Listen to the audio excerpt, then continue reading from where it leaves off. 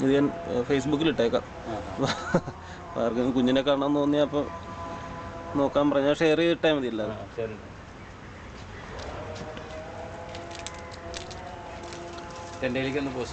Post ചെയ്തേക്കാം.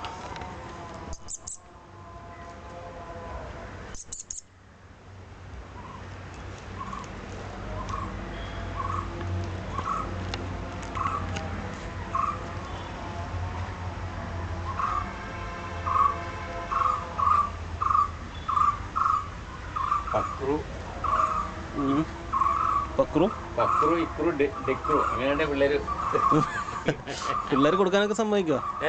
പിള്ളേർ കൊടുക്കാനൊക്കെ സമ്മതിക്കുക.